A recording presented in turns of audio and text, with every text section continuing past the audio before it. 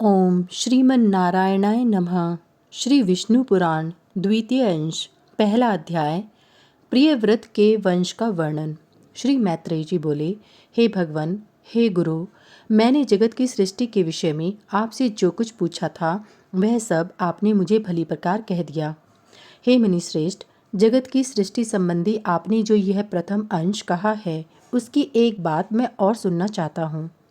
स्वयंभुव मनु के जो प्रियव्रत और उत्तानपाद दो पुत्र थे, उनमें से उत्तानपाद के पुत्र ध्रुव के विषय में तो आपने कहा, किंतु हे द्विज, आपने प्रियव्रत के संतान के विषय में कुछ भी नहीं कहा।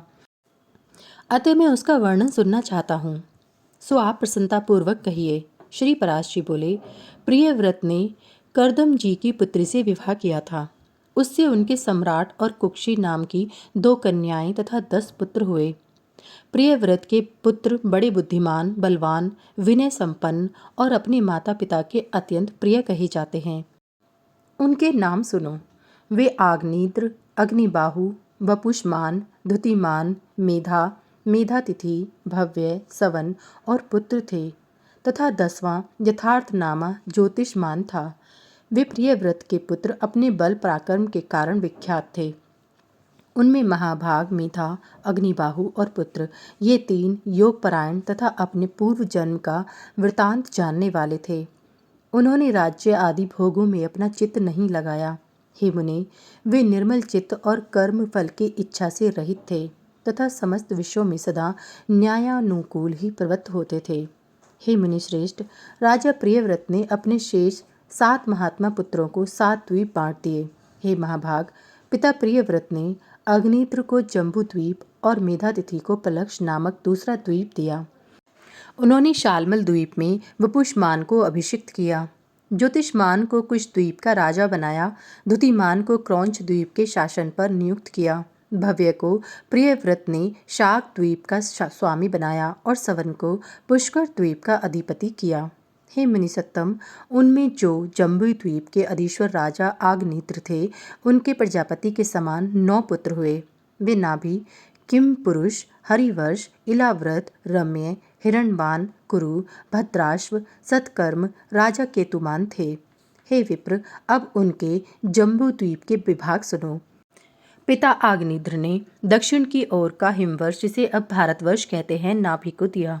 इसी प्रकार किम पुरुष को हेमकूट वर्ष तथा हरिवर्ष को तीसरा नैशत वर्ष दिया, जिसके मध्य में मेरु पर्वत है। वह इलाव्रत वर्ष उन्होंने इलाव्रत को दिया तथा नीलाचल से लगा हुआ वर्ष रम्य को दिया। पिता आग्नेत्र ने उसका उत्तरवर्ती श्वेत वर्ष हिरण्यवान को दिया तथा जो वर्ष शृंगवान पर्वत के उत्तर में स्थित है वह कुरु को, और जो मेरु के पूर्व में स्थित है वह भद्राश्व को दिया तथा केतुमाल को गंधमादन वर्ष दिया। इस प्रकार राजा आग्नेत्र ने अपने पुत्रों को ये वर्ष दिए। हे मैत्रेय, अपने पुत्रों को इन वर्षों में अभिषिक्त कर वे तपस्या के लिए शालग्राम नामक महापवित्र क्षेत्र को चले गए। हे महामुने, किम पुरुष आदि जो 8 वर्ष हैं, उनमें सुख की बहुलता है और बिना यत्न के स्वभाव से ही समस्त भोग सिद्धियां प्राप्त हो जाती हैं। उनमें किसी प्रकार के विपर्य, असुख या अकाल मृत्यु आदि तथा जरा मृत्यु आदि कोई भय नहीं होता, और न धर्म अधर्म अथवा उत्तम अधम और मध्य आदि का ही भेद है।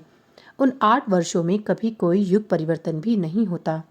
महात्मा नाभि का हिम नामक वर्ष था। उनके मेरु देवी से अतिशय कांतिमान ऋषभ नामक पुत्र हुआ। ऋषभ जी से भरत का जन्म हुआ, जो उनके 100 पुत्रों में सबसे बड़े थे। महाभाग पृथ्वीपति ऋषभ देव जी धर्मपूर्वक राज्य शासन तथा विविध यज्ञों का अनुष्ठान करने के अनंतर अपने वीर पुत्र भरत को राज्याधिकार सौंपकर तपस्या के लिए पुलह आश्रम को चले गए।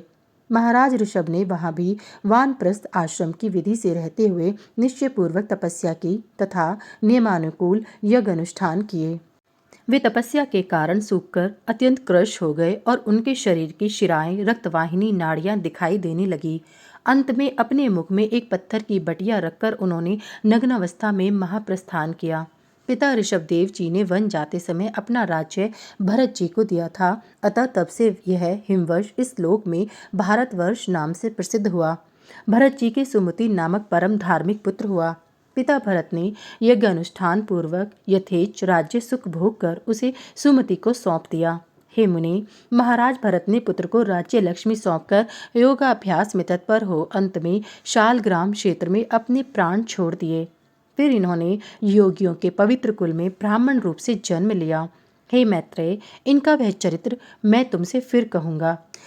तदंतर सुमति के वीर्य से इंद्रघुम्न का जन्म हुआ। उससे परमेष्ठी और परमेष्ठी का पुत्र प्रतिहार हुआ। प्रतिहार के प्रतिहर्ता नाम से विख्यात पुत्र उत्पन्न हुआ तथा प्रतिहर्ता का पुत्र भव, भव का उद्गीत और उद्गीत का पुत्र अति समर्थ प्रस्ताव हुआ। प्रस्ताव का प्रथु और प्रथु का नक्त और नक्त का पुत्र गय हुआ। गय के नर और उसके विराट नामक पुत्र हुआ। उसका पुत्र महावीर्य था। उससे धीमान का जन्म हुआ था। धीमान का पुत्र महांत और उसका पुत्र मनस्यु हुआ। मनस्यु का पुत्र त्वष्टा, त्वष्टा का विरज और विरज का पुत्र रज हुआ। हे मुनि, रज के पुत्र शतजित के 100 पुत्र हुए।